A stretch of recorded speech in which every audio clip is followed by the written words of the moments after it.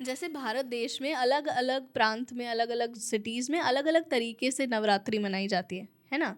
तो कोई तो एक प्रमाणिक तरीका होगा नवरात्रि के पूजन का, क्या सही विधि है? देखिए, नवरात्रि का पूजन वैसे तो आप विधि विधान करेंगे तो बहुत बड़ा है, लेकिन सादे में सदा समाए। हुँ, तो आप सादे तरीके से माँ की अर्चना कीजिए। हुँ, आप चौकी पे माँ को बैठाइए, जी, लाल कपड़ा बांधिए, हुँ, माँ को बैठाइए, अक्षत रखिए माँ के आगे। और साथ ही साथ इसमें जो विशेष महत्व रहता है वो रहता है कलश स्थापना का। अच्छा, एक मिट्टी का आपको कलश लेना है, उसके नीचे चावल रख के उसके ऊपर मिट्टी का कलश रखना है। उसमें पानी के अंदर एक हल्दी की गांठ, एक चांदी का सिक्का ये डालकर, और फिर उसके ऊपर आम के 5 पत्ते रखकर, फिर एक नारियल में मोली बांधकर कुछ दक्षिणा रखकर उसके ऊपर स्थापित किया जाता है। अच्छा, ये होती है कलश स्थापना। हुँ, बहुत से लोग ऐसे होते हैं जो कहते हैं हमारे यहाँ कलश स्थापना नहीं होती, और कलश को अगर हम पहली बार स्थापना करना चाहते हैं तो हम क्या करें, और इसके बाद में हमें नारियल का क्या करना चाहिए, हुँ, तो वो भी आपको बता देती हूँ। कलश के अंदर जो हम जल भरेंगे, उस जल को आप अपने पूरे घर में छिड़काव कर सकते हैं। बाद में उस जल को अपने ही घर के पौधे के अंदर आपको डालना चाहिए। हुँ, सिक्का और हल्दी की गांठ उठाकर अपने पास रख लीजिए। सिक्का लाल कपड़े में बांधकर अपने तिजोरी के अंदर रख दीजिए, और हल्दी की गांठ आपको मंदिर में रख देनी है। ये तो हुआ कलश स्थापना करना और उसके सामान का इस्तेमाल करना। हुँ, उसके अलावा बहुत सारे ऐसे लोग हैं जो देवी का अखंड दीपक जलाते हैं। हुँ, 9 दिन तक देवी की अखंड ज्योत जलाई जाती है। यदि आप किसी कारणवश अखंड ज्योत नहीं जला सकते और आपके लिए पॉसिबल नहीं है, क्योंकि काम लोगों को अपनी जॉब पर जाना होता है, बहुत सारी रिस्पॉन्सिबिलिटीज़ होती हैं, क्योंकि अगर आप अखंड ज्योत जलाएंगे तो आप उसको छोड़कर भी नहीं जाएंगे, एक व्यक्ति ज़रूर होना चाहिए। तो अगर किसी कारणवश आप अखंड ज्योत नहीं जला सकते हैं तो सुबह और शाम दोनों समय आपको पूजा करनी चाहिए, और साथ ही साथ आप दुर्गा सप्तशती का अर्गला, कवच, कीलक, इनका पाठ आपको करना चाहिए और स्त्रोत का पाठ करना चाहिए। हुँ, साथ में डेली जब आप पूजा करेंगे, पूजा के पहले दिन ही माँ को धूप दीप पुष्प इत्यादि अर्पित करेंगे। साथ में बनाया जाता है एक प्रसाद जिसे हम पंचमेवा अर्पित करते हैं। अच्छा, ये नवरात्रि के पहले दिन माँ के आगे रखा जाता है, और 9 दिन में इस प्रसाद को तैयार किया जाता है। 9 दिन तक? 9 दिन तक ये प्रसाद माँ के आगे ही रहता है। 9वें दिन जब आपकी पूजा संपूर्ण हो जाती है, जब आप कंप्लीट कर लेते हैं, फिर उसके बाद में ये प्रसाद अपने घर में बांट दिया जाता है।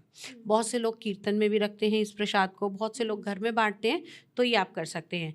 विशेष महत्व जो रहता है इन 9 दिनों में, वो देवी के श्रृंगार का रहता है।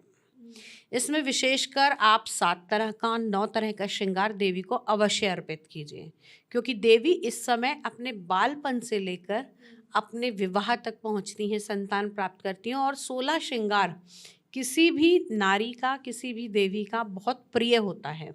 तो 16 श्रृंगार आपको ज़रूर अर्पित करना चाहिए। जो उपवास करते हैं वो दिन में एक बार फलाहार कर सकते हैं। बहुत से लोग ऐसे होते हैं जो उपवास नहीं कर सकते, लेकिन उनको पूजा अनुष्ठान अवश्य करना चाहिए। तो ये तो हो गया एक बिल्कुल सिंप्लीफाई तरीके से। अगर आपके पास अर्गला या स्तोत्र पाठ करने का समय नहीं है तो आप इस पाठ को सुन भी सकते हैं। अच्छा, करने से तो जागृत होता ही है, लेकिन सुनने से भी आपको फल अवश्य मिलता है।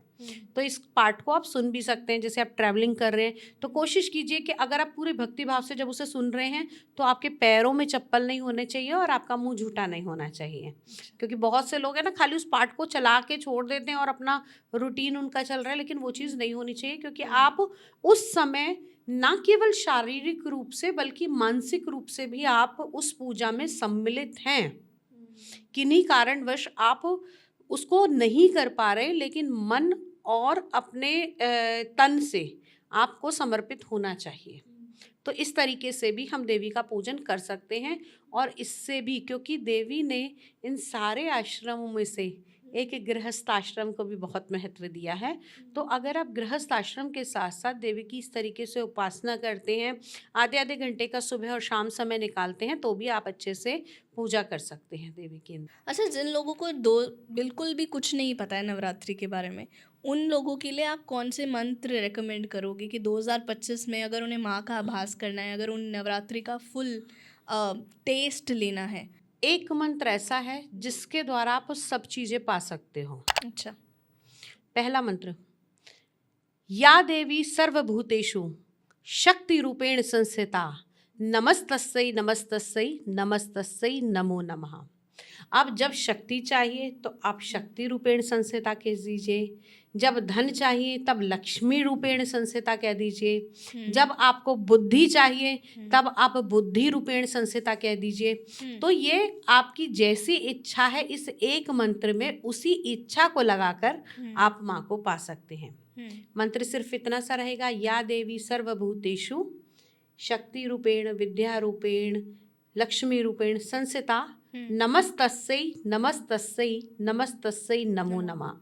क्योंकि किसी को नमस्कार करना सर्वोप्रिय माना गया है। Welcome to India's first magical podcast. ऐसे ही अपनी नॉलेज को अपग्रेड करने के लिए, मोटिवेट होने के लिए और मैजिक से एंटरटेन होने के लिए सब्सक्राइब कीजिए to our channel hocus pocus shorts and clips.